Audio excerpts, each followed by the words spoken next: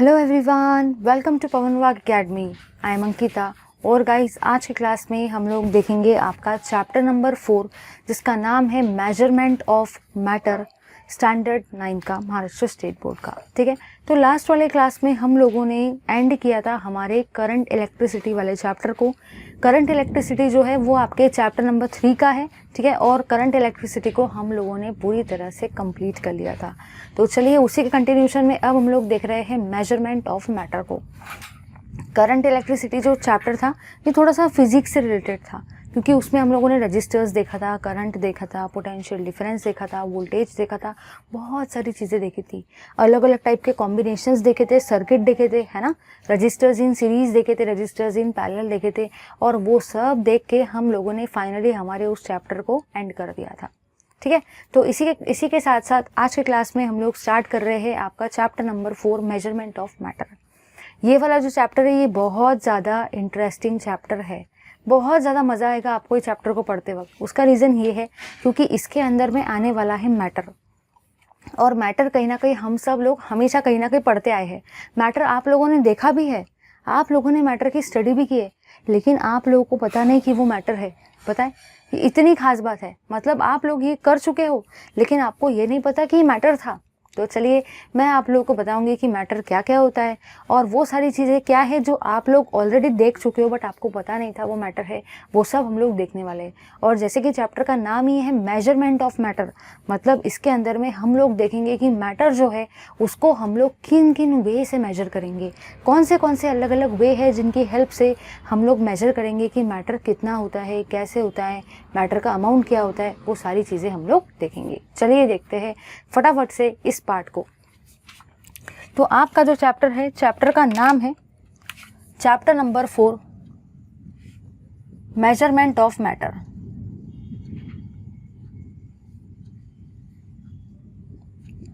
अब क्या है ना, बुक वालों ने मेजरमेंट ऑफ मैटर दिया है तो उनका काम बनता है ना कि एटलीस्ट बताए कि मैटर क्या चीज़ है। उन्होंने वो सब नहीं बताया, डायरेक्टली अपनी लॉ वाली कहानी स्टार्ट कर दी। एटलीस्ट उन्होंने बताना तो चाहिए था कि मैटर क्या है, लॉ क्या होते हैं अलग अलग। उन्होंने डायरेक्ट लॉ से स्टार्ट कर दिया, ये भी नहीं बताया कि मैटर क्या चीज़ है। बट आपको टेंशन लेने का बिल्कुल ज़रूरत नहीं, क्योंकि मैं आप सबके साथ हूँ। और सबसे पहले हम लोग देखेंगे अपने मैटर का डेफिनेशन कि मैटर एक्चुअली होता क्या है। चलिए भाई देखते हैं। मैटर की अगर मैं बात करूँ तो मैटर इज समथिंग, मैटर एक ऐसी चीज़ है, matter is something which have, जिसको आपका मास भी है और जिसको वॉल्यूम भी है। मतलब फ़िलहाल मुझे इतना समझ में आया कि जो भी मेरा मैटर होता है वो एक ऐसी चीज़ है, कोई भी चीज़ हो सकती है, ये समथिंग के अंदर में कुछ भी आ सकता है जिसको कुछ ना कुछ मास और कुछ ना कुछ वॉल्यूम होता है, उसी को हम लोग क्या बोलते हैं, उसी को हम लोग मैटर बोलते हैं। ठीक है भाई, चलिए देखते हैं। सपोज ये कोई चीज़ है, अब ये जो समथिंग है ये समथिंग कुछ भी हो सकता है। तो चलो इस समथिंग को मैं मार्कर पेन ही ले लेती हूँ। ठीक है भाई, चलो देखो, अगर मैं इस मार्कर पेन की बात करती हूँ तो क्या ये मैटर है? मुझे कैसे पता है मैटर है या नहीं है? अगर मैं इस डस्टर की बात करती हूँ तो क्या ये मैटर है? मुझे कैसे पता है मैटर है? ठीक है भाई, अगर मैं दूसरे मैटर की बात करती हूँ तो क्या ये मैटर है? हाँ है भाई। चलो आगे देखते हैं। अगर मैं इस ग्लास की बात करती हूँ, ये भी मैटर है, लेकिन मुझे कैसे पता चलेगा भाई ये मैटर है या नहीं है? देखो, सपोज मैंने कोई भी चीज़ को लिया, कोई भी चीज़ आप उठा लो, अगर मैं इसको वेट करती हूँ तो इसका कुछ ना कुछ मास है, इसका कुछ ना कुछ वजन है ना भाई। देखो, अगर मैं इसको हाथ में रख के ऐसा तोलती हूँ तो इसका कुछ ना कुछ मास है, इसका कुछ ना कुछ वजन है, इसका कुछ ना कुछ वेट है ना, मतलब इस चीज़ का मास तो है। अगर मैं बात करती हूँ इस चीज़ की, अगर मैं इसको यहाँ पे रख दूँ और इसके आजू बाजू अगर मैं एक बाउंड्री को ड्रॉ कर दूँ, इसके आजू बाजू अगर मैं एक बाउंड्री को ड्रॉ कर दूँ तो क्या इसको वॉल्यूम है? हाँ भाई, इसको वॉल्यूम भी है। मतलब क्या ये मैटर है? हाँ भाई मैटर है। समझ गए ना? तो अगर मैंने इस मार्कर पेन को लिया तो आपको चेक कैसे करना है कोई भी चीज़ मैटर है या नहीं है। आप उस चीज़ को लो और वज़न करके देखो, क्या उसका कुछ ना कुछ वेट है? हाँ भाई है, मतलब उसको मास है। और फिर आप ऐसे रखो और इसके आजू बाजू की बाउंड्री ड्रॉ करो, मतलब क्या इसको वॉल्यूम है? हाँ भाई, इसको वॉल्यूम भी है। मतलब मैटर जो होता है एक ऐसी चीज़ है, दुनिया की एक ऐसी चीज़ है जिसको मास भी होता है, जिसको वॉल्यूम भी होता है। और दुनिया में सारी चीज़ें, सारे के सारे यूनिवर्स में देखो आप, हर एक चीज़ को मास और कुछ ना कुछ वॉल्यूम है भाई, हर एक चीज़ को मास और कुछ ना कुछ वॉल्यूम है। मतलब यूनिवर्स की सारी चीज़ें मैटर है। ठीक है, क्लियर हो गया इतना। तो अब मैं अगर बात करती हूँ, आप कोई भी चीज़ ले लो, चलो अब डस्टर को ले लेते हैं भाई। अगर सपोज मैं डस्टर को ले लेती हूँ, डस्टर मैटर है या नहीं? डस्टर को हाथ में लो और वेट करो। हाँ, डस्टर का कुछ ना कुछ वेट है, डस्टर को कुछ ना कुछ वजन है, डस्टर का कुछ ना कुछ मास है। तो हाँ भाई, डस्टर का मास तो है। अब डस्टर के वॉल्यूम की बात करते हैं। अगर सपोज मैं इस डस्टर को कुछ इस तरीके से रख देती हूँ और इसके आसपास में एक बाउंड्री ड्रॉ कर लेती हूँ, देखो इस तरीके से मैंने एक बाउंड्री को ड्रॉ कर दिया डस्टर को रख के, तो क्या डस्टर को वॉल्यूम है? हाँ भाई, डस्टर को वॉल्यूम भी है, मतलब डस्टर भी तो आपका एक मैटर है। तो यूनिवर्स की सारी चीज़ें आपकी मैटर है, क्योंकि यूनिवर्स में जितनी भी चीज़ें हैं हर किसी को मास और हर किसी को क्या है, वॉल्यूम है। समझ गए ना सारे के सारे? तो ये था अपना कड़क तरीके वाला मैटर का इंट्रोडक्शन। अगर भाई मैटर ही पता नहीं रहेगा तो मेजर कहाँ से करोगे उसको? आप ही बताओ भाई। अगर आपको मैं बोलूँगी चलो भाई सारे के सारे मैटर को मेजर करो, आप लोग बोलेंगे अरे मैम मेजर करना हमको आता है बट यही नहीं पता मैटर क्या होता है। तो अब क्लियर हो गया ना मैटर क्या है। अब अपन को बहुत मज़ा आएगा कि इस मैटर को मेजर करने में। तो चलिए गाइस, ज़्यादा टाइम वेस्ट किए बिना अब लेंगे हम लोग एंट्री अपने अलग अलग लॉस के अंदर में। दिमाग में क्वेश्चन आता है मैम हम लोग क्यों लॉस पढ़ रहे? अरे भाई आप ही मुझे बताओ, अगर हम किसी भी चीज़ को मेजर करते हैं तो कुछ रूल्स और रेगुलेशंस को फॉलो करना पड़ता है, कुछ लॉस को फॉलो करना पड़ता है, तभी तो आप कोई चीज़ को मेजर कर सकते हो ना। दुनिया में हर चीज़ के पीछे कुछ ना कुछ रेगुलेशंस है ना, कुछ ना कुछ रूल्स होते हैं। तो कोई भी चीज़ को अगर आपको मेजर करने का है तो आपको अलग अलग रूल्स, रेगुलेशंस, लॉस को फॉलो करना पड़ता है। तो जैसे कि मैंने मैटर को तो देख लिया, अब मुझे मैटर को मेजर करना है, लेकिन मुझे इस मैटर को मेजर करने के लिए कुछ लॉस की ज़रूरत है। इसलिए हम लोग देखेंगे सबसे पहले अपने अलग अलग लॉस को एकदम बढ़िया तरीके से, एकदम कड़क तरीके से, और मैं आपको गारंटी देती हूँ आपको सब समझ में आ जाएगा। तो लो भाई सारे के सारे इसका स्क्रीनशॉट। चलिए भाई, तो अब मूव करते हैं हम लोग हमारे लॉस की तरफ।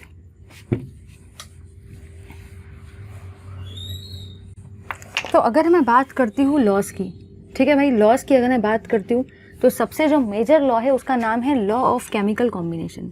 सबसे जो मेजर लॉ है भाई उसका नाम क्या है? Law of chemical combination.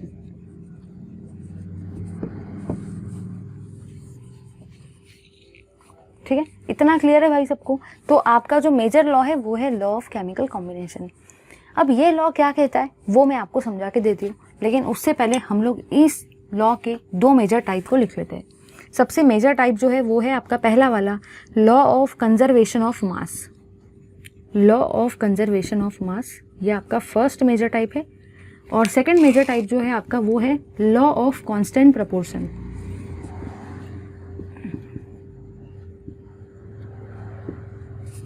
चलिए समझते हैं भाई इन दोनों चीज़ को। अगर मैं बात करती हूँ लॉ ऑफ केमिकल कॉम्बिनेशन की, ध्यान देना भाई, ध्यान देना। अगर मैं बात करती हूँ ना लॉ ऑफ केमिकल कॉम्बिनेशन की, लॉ ऑफ केमिकल कॉम्बिनेशन, ठीक है, तो लॉ ऑफ केमिकल कॉम्बिनेशन ये कहता है कि जब आपकी रिएक्शन होती है, लेट अस से A + B give C + D हो रहा है, ठीक है, मतलब आप कोई भी रिएक्शन को करवा रहे हो, ठीक है, तो A, B, C और D ये सारे के सारे आपके क्या है? केमिकल्स ही तो है। और ये जो है इसका नाम है आपकी रिएक्शन। एकदम बढ़िया तरीके से मैं समझा के दे रही हूँ क्योंकि बुक में बहुत सारी लंबी चौड़ी थ्योरी दे रखी है। अब किसके पास इतना टाइम है कि वो थ्योरी पढ़े? किसको ये पता कि वो थ्योरी पढ़ने के बाद मुझे समझ में भी आएगा? इसलिए आप कंसेप्ट को समझने की कोशिश करो, है ना। अगर लंबी लंबी थ्योरी पढ़ेंगे तो समझ में कुछ नहीं आता है, सिर्फ आप घूम जाते हो, आपका दिमाग घूम जाता है कि दिया क्या है। इसलिए कंसेप्ट को समझने की कोशिश करो। मैं आपको असली जड़ कंसेप्ट बता रही हूँ, ठीक है। कहना मुझे ये है कि आपके जो रिएक्शन होती है, आप किसी भी रिएक्शन को कराओ, ठीक है, उसके अंदर में बहुत सारे केमिकल्स होते हैं, जैसे A, B, C, D ये सारे के सारे क्या है? केमिकल्स ही तो है जिनका आप रिएक्शन करवा रहे हो। अब यहाँ पे क्या हो रहा है? एक केमिकल दूसरे केमिकल के साथ में कंबाइन हो रहा है, क्योंकि बीच में कौन सा साइन है? प्लस का साइन है। तो एक केमिकल दूसरे केमिकल के साथ में कंबाइन हो रहा है क्योंकि बीच में आपका कौन सा साइन है भाई? प्लस साइन है। एक केमिकल दूसरे केमिकल के साथ में कंबाइन हो रहा है और उससे आपके अलग अलग प्रोडक्ट बन रहे हैं, है ना। इसलिए इस लॉ का नाम क्या है? Law of chemical combination. Law of chemical combination का हमारे पास में कोई भी एक प्रॉपर स्टेटमेंट नहीं है। ये सिर्फ समझने के लिए है कि एक केमिकल जब दूसरे केमिकल के साथ कंबाइन होता है तो आपके अलग अलग प्रोडक्ट फॉर्म होते हैं। बस इतना ही आपका लॉ ऑफ केमिकल कॉम्बिनेशन बताता है। अब दिमाग में क्वेश्चन ये आता है, मुझे कैसे पता चलेगा कि लॉ ऑफ केमिकल कॉम्बिनेशन में अलग अलग केमिकल कंबाइन होते हैं? अरे भाई सुनो ना, लॉ ऑफ केमिकल कॉम्बिनेशन नाम ही है, एक ऐसा लॉ जिसमें केमिकल का कॉम्बिनेशन हो रहा है, एक ऐसा लॉ जिसमें केमिकल्स का कॉम्बिनेशन हो रहा है, अलग अलग सब्सटेंसेस, अलग अलग केमिकल्स आपके कंबाइन हो रहे हैं किसी भी केमिकल रिएक्शन के अंदर में और अलग अलग प्रोडक्ट फॉर्म हो रहे हैं। ठीक है भाई। अब जो आपका लॉ ऑफ केमिकल कॉम्बिनेशन है, वैसे तो उसके बहुत सारे टाइप है। ये जो लॉ ऑफ केमिकल कॉम्बिनेशन है, इसके आप कम से कम 6 to 7 टाइप्स स्टैंडर्ड 11th में पढ़ने वाले हो चैप्टर नंबर 1 में। लेकिन अभी आपको इतने सारे टाइप्स नहीं है। स्टैंडर्ड 11th में इसी लॉ के कम से कम 6 से 7 टाइप्स हैं, बट स्टैंडर्ड 9th में आपको सिर्फ और सिर्फ 2 ही मेजर टाइप्स हैं। ठीक है। पहला टाइप है law of conservation of mass. Tension लेने का बिल्कुल भी ज़रूरत नहीं, अपन ये दोनों के दोनों लॉ को एकदम बढ़िया तरीके से एग्जाम्पल के साथ पढ़ने वाले हैं। तो पहला होता है आपका लॉ ऑफ कंजर्वेशन ऑफ मास और सेकंड होता है आपका लॉ ऑफ कांस्टेंट प्रपोर्शन। ठीक है, क्लियर है गाइस इतना? तो ले लो सारे के सारे इसका स्क्रीनशॉट। चलिए भाई देखते हैं अब हम लोग हमारे फर्स्ट वाले लॉ को, जिसका नाम है लॉ ऑफ कंजर्वेशन ऑफ मास। चलिए देखते हैं। चलिए भाई, तो देख रहे हैं हम लोग हमारा फर्स्ट वाला लॉ, जिसका नाम है law of conservation of mass. Law of conservation of मास को हम लोग देख रहे हैं। चलिए देखते हैं भाई लॉ ऑफ कंजर्वेशन ऑफ मास क्या कहता है। लॉ ऑफ कंजर्वेशन ऑफ मास कहता है इन ए केमिकल रिएक्शन, अगर आप किसी भी केमिकल रिएक्शन की बात करते हो, in a chemical reaction the total mass of reactant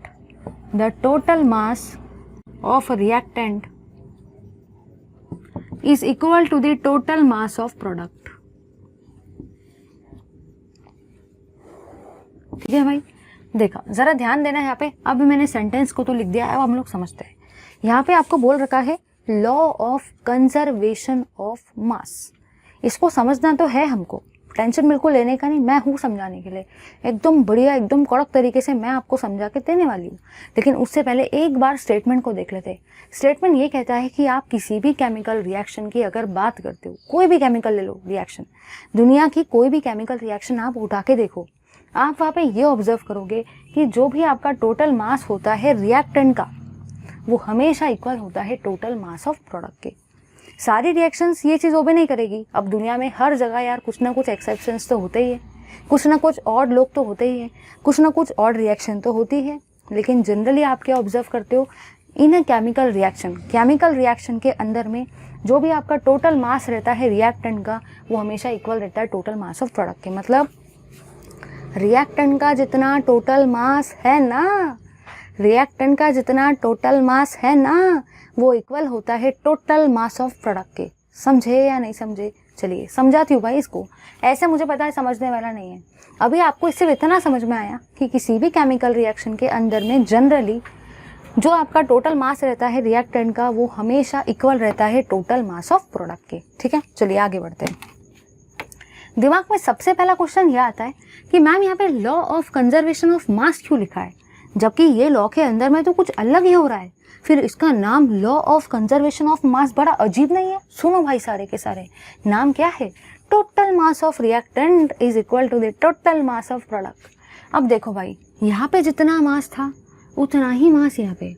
अगर सपोज यहाँ 50 है तो यहाँ भी 50 ही है। सपोज अगर यहाँ मास 100 है तो यहाँ भी 100 ही है। सपोज यहाँ मास 150 है तो यहाँ भी 150 है। मतलब दोनों तरफ आपके मास कैसे है? सेम है। मतलब मास का क्या कुछ लॉस हुआ? नहीं, जितना मास यहाँ था उतना ही मास यहाँ है, जितना मास यहाँ था उतना ही मास यहाँ है। बिल्कुल सेम है दोनों साइड का मास, है ना। मतलब आपका जो मास था उसका लॉस नहीं हुआ, आपका जो मास था वो सेव हुआ, आपका जो मास था वो कंजर्व हुआ। इसीलिए लॉ का नाम भी क्या है? लॉ ऑफ कंजर्वेशन ऑफ मास। समझे या नहीं समझे भाई? क्योंकि जितना मास रिएक्टेंट का होता है उतना ही मास प्रोडक्ट का होता है। लेफ्ट और राइट साइड के मास सेम होते हैं, मास का कुछ भी लॉस नहीं होता, मास कंजर्व होता है। समझ गए ना सारे के सारे? चलिए अब देखते हैं एक बढ़िया से रिएक्शन को। देखो भाई मैं क्या कर रही हूँ, जिस तरीके से इसमें किया है बिल्कुल हम लोग वैसे ही करने वाले। हम लोग सबसे पहले एक रिएक्शन को देखेंगे, ठीक है। अगर मैं इस केमिकल रिएक्शन की बात करती हूँ तो इस रिएक्शन के अंदर में हम लोग ले रहे हैं आपका CaCl2 और Na2SO4। CaCl2 और Na2SO4 को एक दूसरे के साथ में कंबाइन कर रहे हैं, तो उससे आपका बन रहा है भाई CaSO4 और NaCl। CaSO4 और NaCl आपका बन रहा है। ये जो है ये दोनों के दोनों एरो के लेफ्ट में आ रहे हैं। जो भी चीज़ आपके एरो के लेफ्ट हैंड साइड में आती है उसी को आप लोग क्या बोलते हो, रिएक्टेंट बोलते हो। ठीक है भाई, जो भी चीज़ एरो के लेफ्ट में आती है उसी को आप रिएक्टेंट बोलते हो। ठीक है, और जो भी चीज़ एरो के राइट में आती है उसी को आप प्रोडक्ट बोलते हो। तो फिलहाल मुझे इतना क्लियर हुआ है कि लेफ्ट में जो आ रहा है वो रिएक्टेंट है, राइट में जो आ रहा है वो प्रोडक्ट है। अब मुझे ये वाली चीज़ को प्रूव करना है कि रिएक्टेंट का मास और प्रोडक्ट का मास इक्वल होता है। तो मैं क्या करूँगी, एक कोनिकल फ्लास्क को लूँगी। भाई मैंने एक कोनिकल फ्लास्क को लिया है, ठीक है, इसको हम लोग बोलते हैं कोनिकल फ्लास्क, और यहाँ पे भी मैंने कोनिकल फ्लास्क को लिया है। तो दोनों तरफ अगर मैं बात करूँ ना, तो इन शॉर्ट मैंने कोनिकल फ्लास्क को ही लिया है। इस कोनिकल फ्लास्क के अंदर में मैंने लिया है CaCl2। हम लोग डायरेक्टली लेते, ऐसा नहीं कि उसमें जैसा दिया अपन वैसा ही करेंगे, और NaSO4, और इसके अंदर में है आपका CaSO4 और NaCl। ठीक है भाई, ये आपकी रिएक्शन है। मैंने कुछ भी नहीं किया, मैं रिएक्शन करके प्रूफ कराना चाहती हूँ कि रिएक्टेंट का जो मास है वो प्रोडक्ट के मास के इक्वल है। इक्वल कैसे प्रूफ करेंगे, रिएक्टेंट को एक जगह पे लो और फिर कुछ समय के बाद उसके अंदर प्रोडक्ट फॉर्म होगा। आपने यहाँ ये देखा, जब आप इस रिएक्टेंट को वेट करते हो तो इस रिएक्टेंट का जो वेट है भाई, इसको सपोज वेइंग मशीन में आपने वेट किया, ये आपकी वेइंग मशीन है, ये भी आपकी वेइंग मशीन है। तो इस वेइंग मशीन के अंदर में सपोज इसका 300 ग्राम्स वेट है, तो पता है जितना प्रोडक्ट फॉर्म होगा ना वो भी अप्रोक्सीमेटली 300 ग्राम ही रहेगा। अब थोड़ा बहुत चेंजेस होता है 1 या 2 ग्राम का, लेकिन वो भी अप्रोक्सीमेटली 300 ग्राम ही रहेगा। ये जो है ये आपका कोनिकल फ्लास्क है, ये जो है ये आपके रिएक्टेंट है, ये जो है ये आपकी वेइंग मशीन है।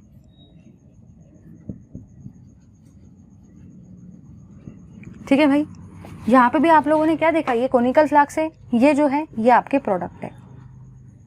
अब ज़रा ध्यान देना, अब ज़रा ध्यान देना, आप लोगों ने क्या कुछ ऑब्जर्व किया? दिमाग में क्वेश्चन आता है मैंने क्या ऑब्जर्व किया। सुनो भाई, ये रिएक्टेंट थे, रिएक्टेंट का मास कितना आया 300 ग्राम, और यहाँ पे प्रोडक्ट का भी मास कितना है 300 ग्राम। तो मास ऑफ रिएक्टेंट मतलब वो चीज़ जो एरो के लेफ्ट में आती है उनका जो मास है वो है आपका मास ऑफ रिएक्टेंट। जो भी आपका मास है रिएक्टेंट का वो किसके इक्वल है, मास ऑफ प्रोडक्ट के। मतलब mass of reactant is equal to the mass of product. तो क्या मास का लॉस हुआ? नहीं। तो आपका जो मास है वो कंजर्व हुआ, आपका जो मास है वो सेव हुआ। इसलिए इसने प्रूफ कर दिया कि ये होता है by example law of conservation of mass का। Total mass of reactant is equal to the total mass of product. Mass conserve हुआ, लॉ का नाम ये law of conservation of mass. लो भाई स्क्रीनशॉट। चलिए भाई, अब हम लोग देखते हैं लॉ ऑफ कांस्टेंट प्रोपोर्शन को एकदम बढ़िया तरीके से। चलिए देखते हैं। तो सेकेंड लॉ को हम लोग देख रहे हैं, law of constant proportion. Law of constant proportion. अब इस लॉ को देखने से पहले सबसे पहले हम लोग इस लॉ के स्टेटमेंट को देख रहे हैं कि एक्चुअली ये लॉ ऑफ कांस्टेंट प्रोपोर्शन बोलता क्या है। अगर मुझे इस लॉ का स्टेटमेंट समझ भी गया तो भी एग्जाम्पल तो लगेंगे भाई प्रॉपरली समझने के लिए। तो एक बार आप लोग ज़रा सा वेट करो, मैं इस लॉ के स्टेटमेंट को लिख देती हूँ, और स्टेटमेंट लिखने के बाद बस हम लोग एकदम बढ़िया तरीके से इस लॉ को समझेंगे। मुझे पता है बुक से आप इस लॉ को कितने भी बार पढ़ लो, आपका दिमाग में उतना बेस्ट तरीके से वो क्लियर नहीं होगा, क्योंकि है ना वो स्टेटमेंट काफ़ी घुमा फिरा के दे रखे। थोड़ा सा वहाँ पे लॉजिक है, थोड़ा देर अगर वेट करोगे आपको सब समझ जाएगा। चलिए देखते हैं इसको। The proportion by mass, the proportion by mass of constituent element, the proportion by mass of constituent element in different samples of a compound, in different samples of a compound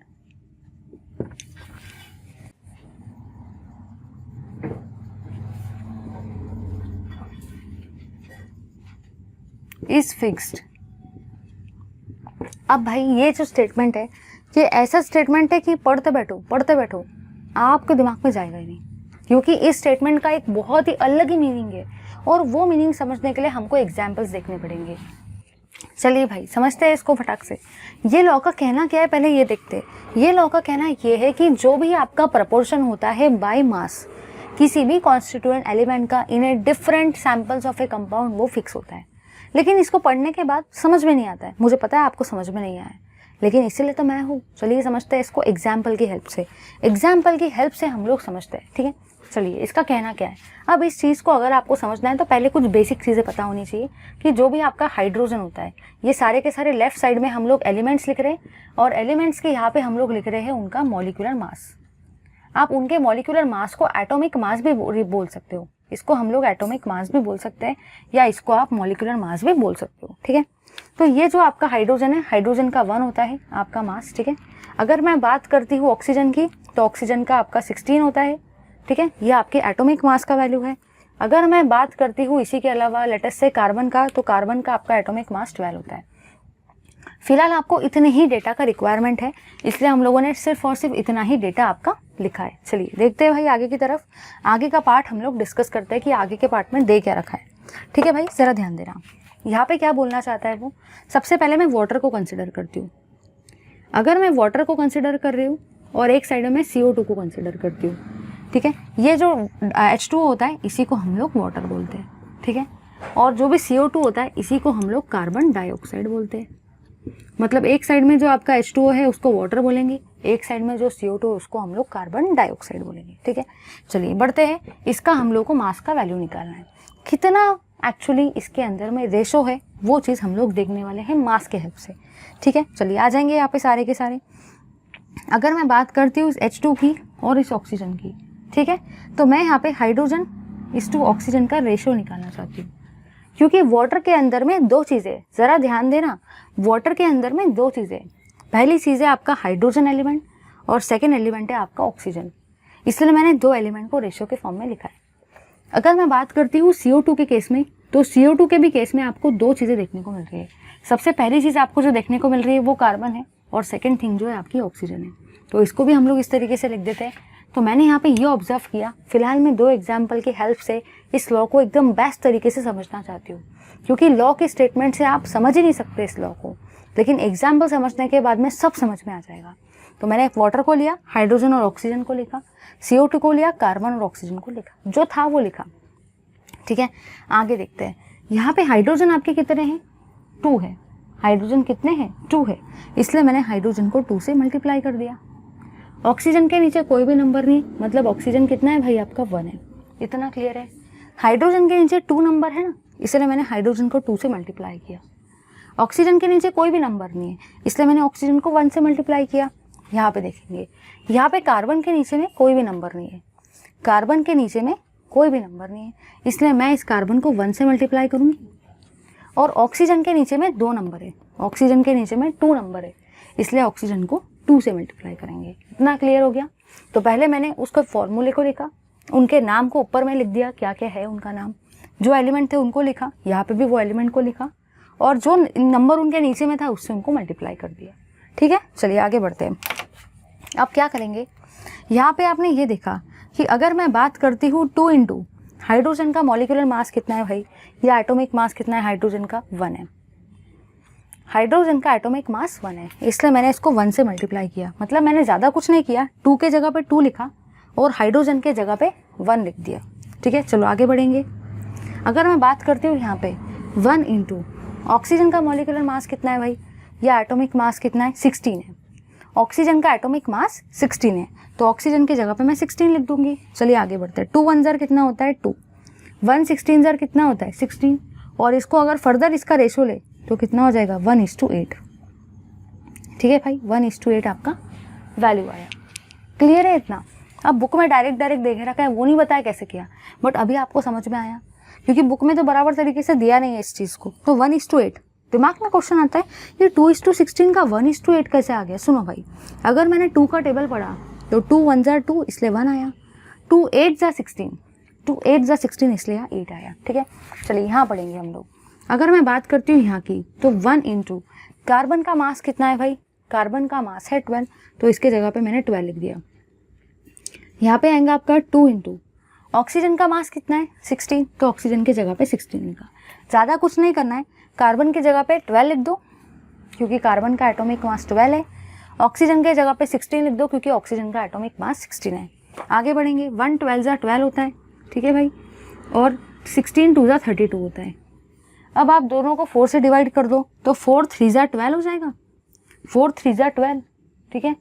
और यहाँ पे क्या आएगा, 4 4 ज़ा 16, 4 5 ज़ा 20, 4 6 ज़ा 24, 4 7 ज़ा 28, 4 8 ज़ा 32, ठीक है। तो यहाँ पे आपका रेशो कितना आया, 3:8। तो अगर मैं बात करती हूँ इसके केस में, तो ये जो रेशो है ये है आपका H2O के केस में, और ये जो रेशो है ये है आपका कार्बन डाइऑक्साइड के केस में, ठीक है। ये जो रेशो है ये है आपका कार्बन इस टू ऑक्सीजन का रेशो, और ये जो रेशो है ये है आपका हाइड्रोजन इस टू ऑक्सीजन का रेशो, ठीक है। चलिए अब समझते हैं इस चीज़ को। देखो अभी तक मैंने लॉ को प्रॉपर्ली समझाया नहीं, क्योंकि एग्जाम्पल लेना था, ये थे उनके एग्जाम्पल। अब देखो मैं क्या बोलती हूँ, वाटर के केस में, पानी के केस में हाइड्रोजन और ऑक्सीजन का रेशो क्या है, 1:8। पानी के केस में, वाटर के केस में हाइड्रोजन और ऑक्सीजन का रेशो क्या है, 1:8। अब मुझे आप एक चीज़ बताओ, अगर मैं बात करती हूँ सपोज मेरे घर के पानी की, मेरे घर के पानी के अंदर में भी हाइड्रोजन का और ऑक्सीजन का रेशो 1:8 ही रहेगा। अगर आपने आपके घर का पानी लाया तो उसके अंदर भी हाइड्रोजन और ऑक्सीजन का रेशो 1:8 ही रहेगा। सपोज आपने आपके फ्रेंड के घर का पानी का सैंपल लाया, उसके अंदर में भी हाइड्रोजन और ऑक्सीजन का रेशो 1:8 ही रहेगा। या आपने वाटर को कोई और सोर्स से प्रोड्यूस किया, कोई अलग केमिकल रिएक्शन करके प्रोड्यूस की, तब भी उसके अंदर में हाइड्रोजन और ऑक्सीजन का रेशो 1:8 ही रहेगा। मतलब ये जो प्रपोर्शन है अलग अलग एलिमेंट्स का किसी भी सैंपल के अंदर में, वो कैसा रहेगा, सेम रहेगा। चाहे मेरे घर का पानी हो, चाहे आपके घर का पानी हो, चाहे आपकी XYZ फ्रेंड के घर का पानी हो, सबके घर के पानी में हाइड्रोजन और ऑक्सीजन का रेशो 1:8 ही रहेगा। पानी अगर आपने कोई अलग मेथड से प्रिपेयर किया होगा तो उसके अंदर में भी हाइड्रोजन और ऑक्सीजन का रेशो 1:8 ही रहेगा।